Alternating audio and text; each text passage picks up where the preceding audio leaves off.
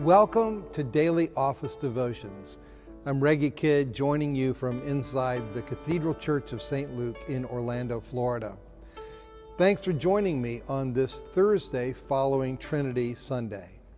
This week, we are contemplating passages from Proper 4.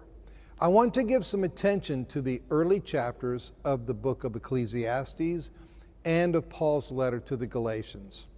Death and life under the sun.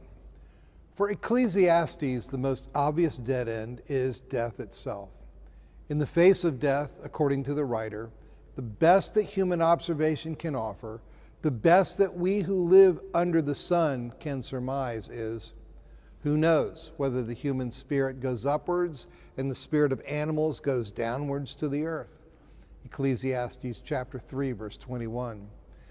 If animal existence is all there is, you cope in resignation, just going about your business, oblivious to any larger question. And perhaps you raise a glass to the dead or the not yet born for having to lay eyes on a world where the oppressors have power and the oppressed have only tears. Who knows, asks Ecclesiastes, if there's any point at all to life under the sun? Who knows indeed, responds the Catholic philosopher Peter Kraft. Here under the sun, no one, unless there should appear here under the sun a man who came from beyond the sun, beyond the horizon of death's night, unless we saw the rising sun, S-O-N. But Solomon had not yet seen that man. Kraft in Three Philosophies of Life, page 47. The rest of the Bible, observes Kraft, provides answers to questions that the book of Ecclesiastes raises. Who knows? What's the point?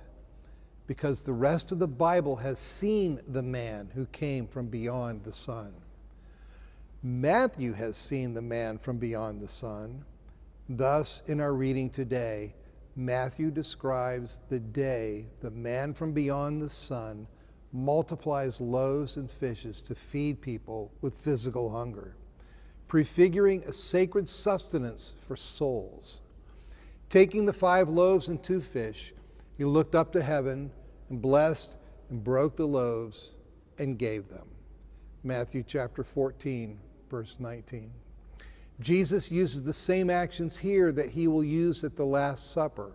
Matthew chapter 26, verse 26 recounts, while they were eating, Jesus took a loaf of bread, and after blessing it, he broke it, gave it to the disciples, and said, "Take, eat, this is my body." Matthew wants us to know that these physical provisions are gifts in promise of spiritual nourishment for bearers of the eternal divine image.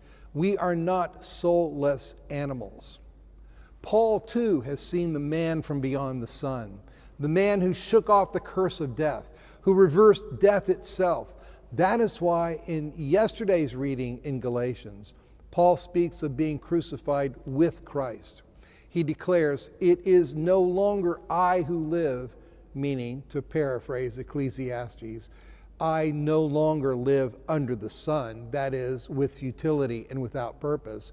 Paul continues, "It is Christ who lives in me, and the life I now live in the flesh, I live by faith in the Son of God who loved me and gave himself for me." Galatians chapter 2, verse 20.